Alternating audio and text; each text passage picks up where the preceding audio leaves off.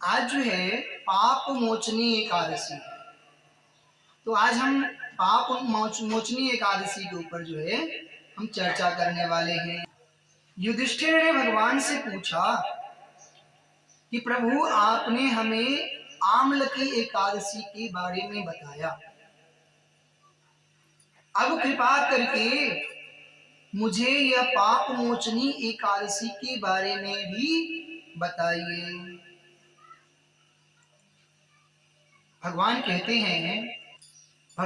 हैं कि हे युधिष्ठिर महाराज, बहुत वर्ष पहले लोमस ऋषि ने इस व्रत के कथा को बताया था। मानधाता नाम के राजा थे जिनको यह व्रत बताया था, और यह कथा जो है भविष्य पुराण के उत्तर भाग में प्राप्त होता है। तो मानधाता राजा को लोमस ऋषि ने सर्वप्रथम यह पाप मोचनी एकादशी जो है, इस एकादशी की महात्म का वर्णन करके उन्हें बताया था। हे राजन, लोमस ऋषि कहते हैं कि हे राजन, जो व्यक्ति इस पाप मोचनी एकादशी का व्रत करता है ना, उसका इस व्रत के पालन करने से, इस व्रत के नियम रखने मात्र से ही उसके सभी पाप नष्ट हो जाते हैं और इस शरीर की कई ऐसे बुरे प्रभाव जो है, बुरे अनुभव जो है, वह समाप्त हो जाता है, अष्ट सिद्धि को प्राप्त कर लेता है। लोमस ऋषि कहते हे राजन, बहुत पहले देवताओं के कोष के रक्षक कुबेर अतिशय चेतरथ नाम का एक सुंदर उपवन था, जिस उपवन में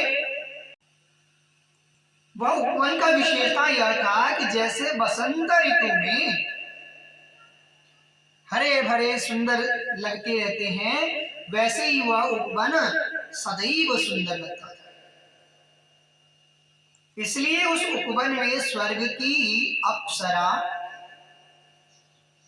स्वर्ग की गंधर्व हमेशा आकर के इसमें विहरण करते थे, घूमती थी, विचरण करते थे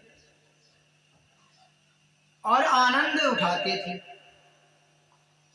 विशेषकर देवराज इंद्र और अन्य देवता भी वहां आकर के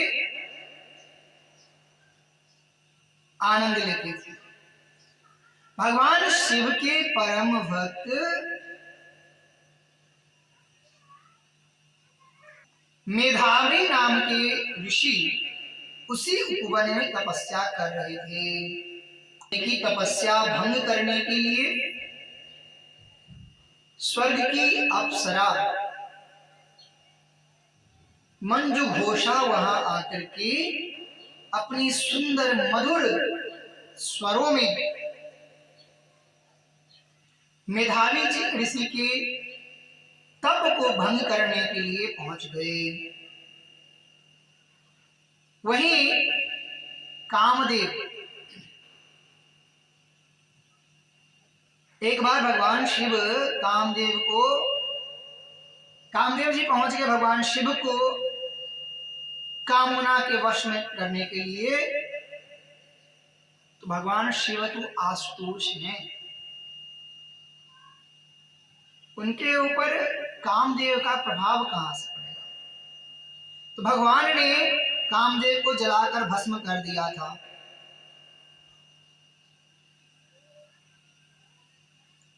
उसी द्वेष में भगवान शिव के भक्त मेधावी को कामदेव अपने वश में करने के लिए, वासना की वशीभूत करने के लिए वहां पहुंच गए और कामदेव जी मेधावी ऋषि के शरीर में वास कर गए, जिससे कामदेव के स्वरूप व मेधावी ऋषि लगने लगे और जो मंजू घोषा नाम की अप्सरा वहां आकर के सुंदर मधुर नृत्य गा रही थी, नृत्य कर रही थी और सुंदर मधुर स्वर में संगीत गा रही थी। मेधावी ऋषि उसकी वशीभूत हो गए। मेधावी ऋषि चमन ऋषि के आश्रम में निवास करते थे।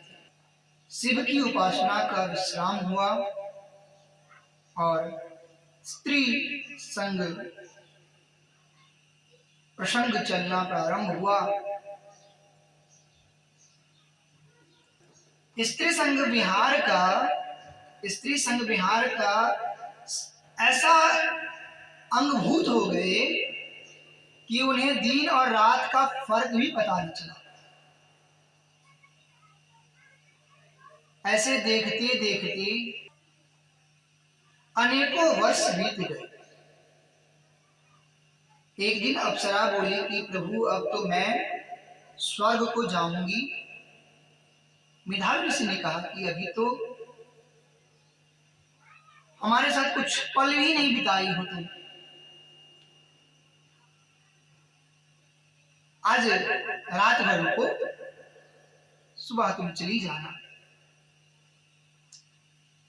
ऐसे मेधावी ऋषि और मंजुषा के साथ में पूरी रात बीतने के बाद प्रातः काल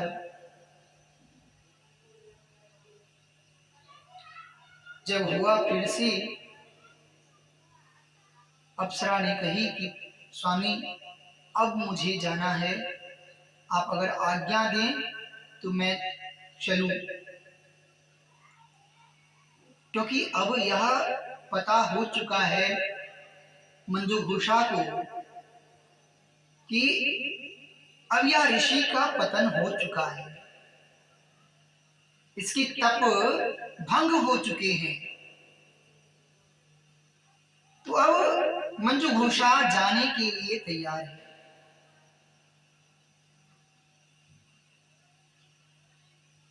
जब ऋषि ने मना किया तो मंजुषा ने कही कि आप ध्यान से देखो तो सही, मैं आपके साथ कई वर्षों से हूं। आपको ऐसा लगता है कि हमारे साथ आपका पल कुछ ही बीता है। मंजुघोषा की इस प्रकार कहने से जब भगवान की कृपा तो है ही, तपस्वी थे, उन्होंने अपने अंतर ध्यान से जब देखा तो उन्होंने देखा क्या कि 57 वर्ष, कितने 57 वर्ष 9 मंथ बीत चुके हैं और 3 दिन का काल जो है वह बीत चुका है। अब तो मेधावी ऋषि को ऐसा फील पता हुआ कि इसने तो मेरे पूरे समय को बर्बाद कर दिया।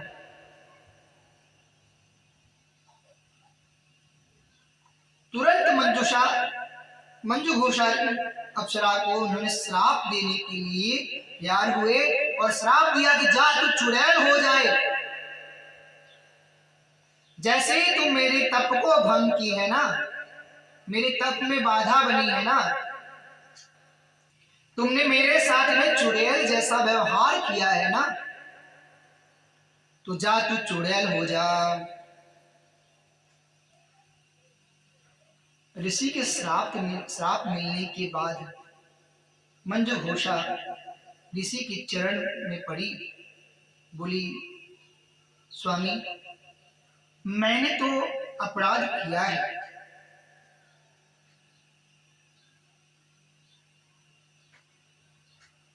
पर इतना बड़ा श्राप मुझे मत दो। हे द्विज श्रेष्ठ, द्विज कहते हैं ब्राह्मण, हे द्विज श्रेष्ठ, आप हमें इस श्राप को आप वापस लें, क्योंकि मैं आपके संग इतने समय से हूं, तो ऐसा श्राप ना दे मुझे। मेधावी ऋषि कहते हैं कि हे प्रिय, अब मैं क्या करूं?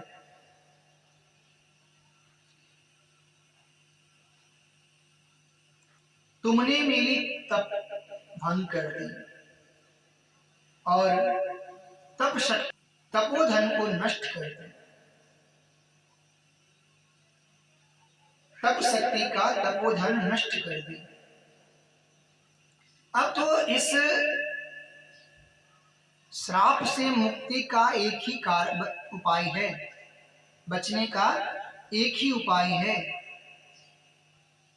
चैत्र मास के कृष्ण पक्ष की जो एकादशी है, उस एकादशी का नाम है पाप मोचनी एकादशी। अगर तुम इस नियम पूर्वक, विधि पूर्वक इस व्रत का उपासना करोगी,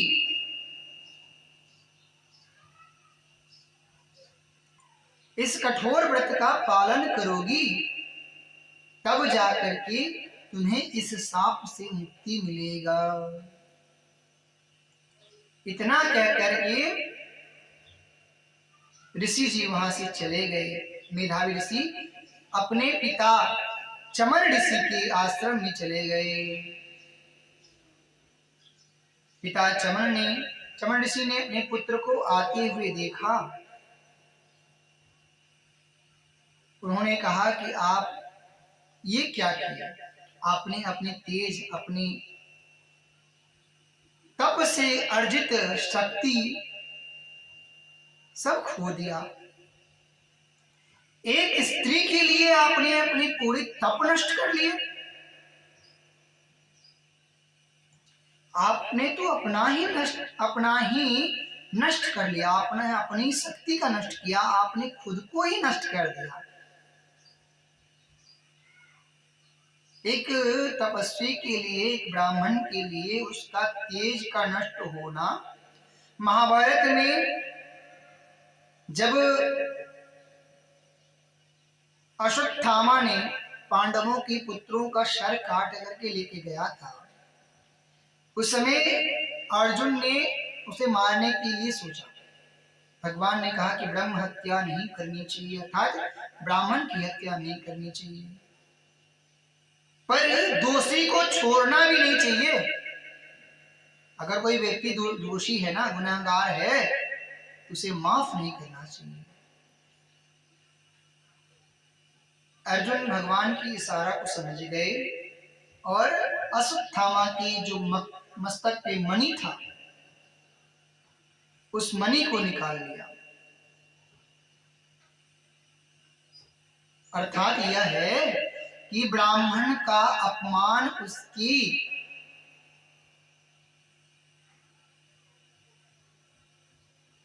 जो कार्य है या उसे कलंकित कर देना ही, उसकी बहुमूल्य चीजों को छीन लेना ही उसकी मृत्यु है। अब मेधावी ऋषि ने चमन ऋषि से प्रार्थना किया कि हे पिताश्री, जो गुनाह मुझसे हुआ है उसकी प्रायश्चित कैसे करें, हम उससे कैसे बचें।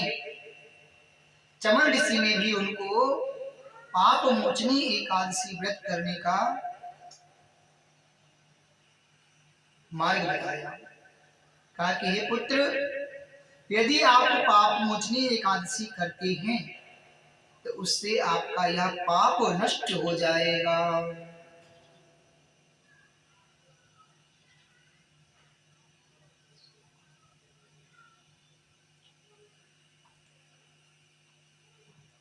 बड़े ही उत्साह पूर्वक मेधावी ऋषि ने इस चैत्र मास के कृष्ण पक्ष की एकादशी जो है पाप मोचनी एकादशी का व्रत किया।